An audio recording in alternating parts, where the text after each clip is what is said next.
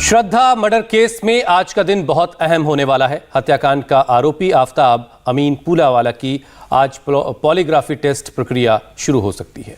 आज रोहिणी की forensic science lab में आफताब से नार्को टेस्ट के दौरान सवाल जवाब किए जाएंगे। दिल्ली पुलिस ने नार्को टेस्ट के दौरान पूछे जाने वाले सवालों की सूची तैयार कर ली है। कल देर रात तक आफताब के प्री पॉलीग्राफ टेस्ट होते रहे।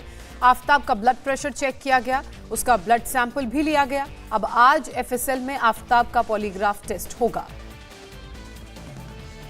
पुलिस ये उम्मीद कर रही है कि इस टेस्ट के बाद उनके हाथ यानी पुलिस के हाथ कुछ और सबूत जरूर लगेंगे, जिससे आफताब को फांसी के फंदे तक पहुंचाने का रास्ता साफ हो जाएगा।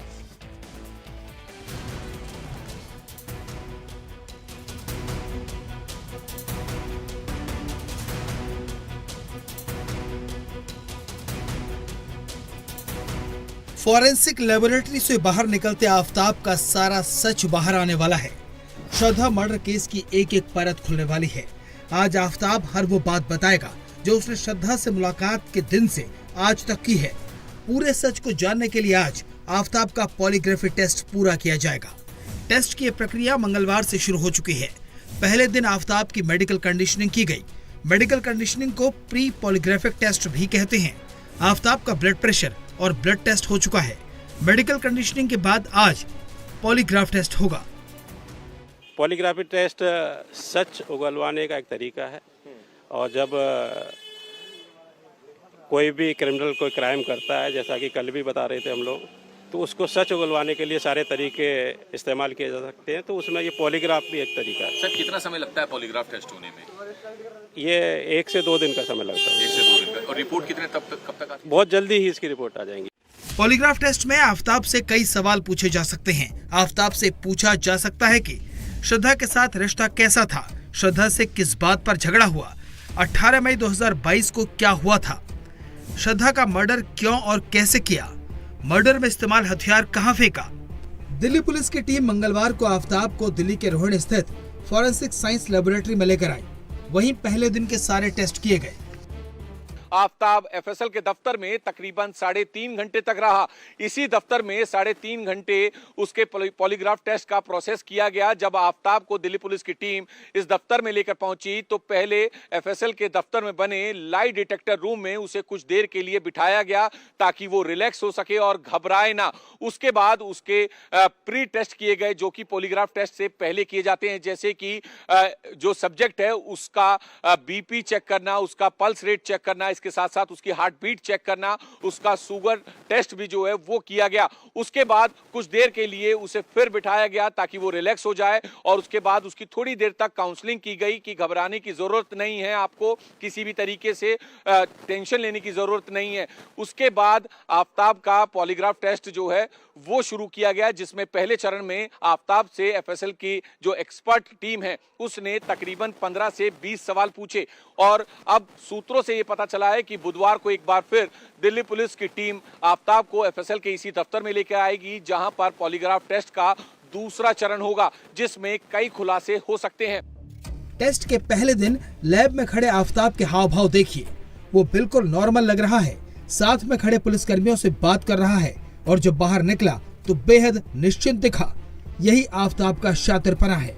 वो जानता है कि राज कैसे छुपाना है, इसलिए पुलिस ऐसे सवालों की लिस्ट तैयार कर चुकी है जिससे आफताब का सारा सच बाहर आ जाएगा। अब आपको बताते हैं कि आखिर पॉलीग्राफी टेस्ट होता क्या है। पॉलीग्राफी टेस्ट के दौरान आरोपी होश में रहता है। पॉलीग्राफी टेस्ट के दौरान आफताब से सवाल पूछे जाएंगे।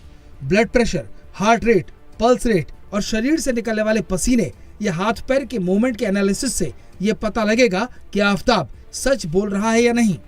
इसके बाद आफताब का नार्को एनालिसिस टेस्ट भी होगा। नार्को टेस्ट की तैयारी भी शुरू हो चुकी है।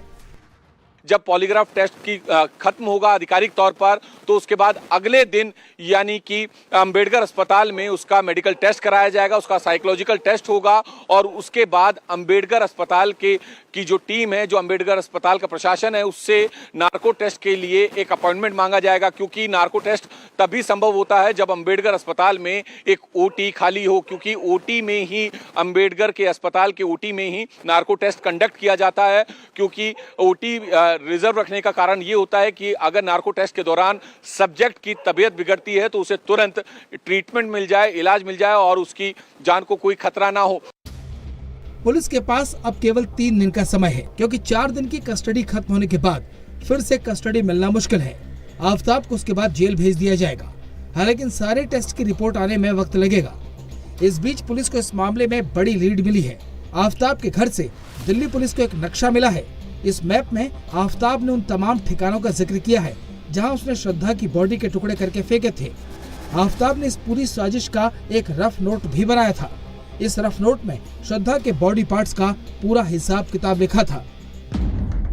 आफ्ताब के इस नक्शे में जो 4 लोकेशन सबसे इम्पोर्टेंट हैं, वो हैं छतरपुर, यानी जहां आफ्ताब और श्रद्धा रहते थे, छतरपुर का जंगल, मैदान गढ़ी का तालाब, गुरुग्राम में डीएलएफ के पास का जंगल। आफ्ताब ने एक एक कर श्रद्धा के शरीर के तमाम टुकड़ों को ठिकाने लगाया। वो हर रोज एक बॉडी पार्ट को जंगल या तालाब में फेंकने के लिए जाता था।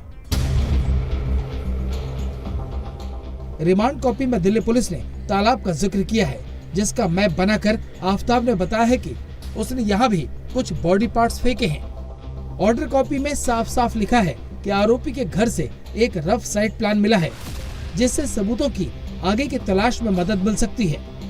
आईओ ने बताया कि इसने एक तालाब का स्केच बना करके दिया है, ठीक है। वो तालाब के पास मुझे आफ्ताब को ले जाना है, वहाँ पर कुछ और भी हो सकता है कि बोन्स वगैरह कलेक्ट हो।